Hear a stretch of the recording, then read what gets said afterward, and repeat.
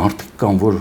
հիվան մանավանդ էս ինտերնետի դարում անընդհատ ժպտում են։ Այ ես չեմ հասկանում, ինչի այդ ատամները սենց բաց, երբ որ դա դերասան արտիստներն են անում են ստենդափի բանի, ասենք հասկանում ենք, իրանք հանդիսատես է բերում, իրանք սենց են նկարում, այ։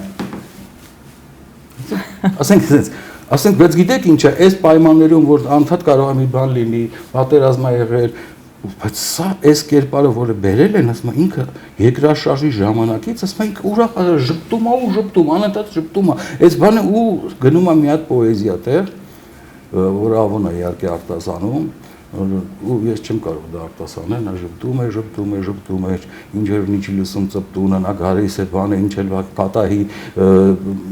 փակված ժպտում, այս ամբողջ խնդիրը, որ մարդիկ հանդիսատես է, ես կարծում եմ, որ չասեմ կցնցվի, բայց կհասկանա, որ այս պայմաններում մեր անցած վերցնենք մեր անցած վերջին 20 տարին, ասենք 20 տարին չխառնենք որևէ քաղաքական իշխանություններ են փոխվել, բան ինչ է բախել, բայց մարդիկ այս ամբողջ տարիների ընթացքում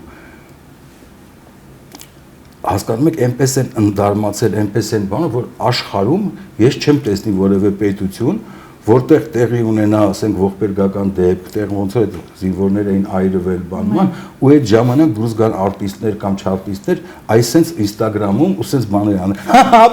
կենցաղային հումոր, ես գարշում եմ այդ կենցաղային հումորից։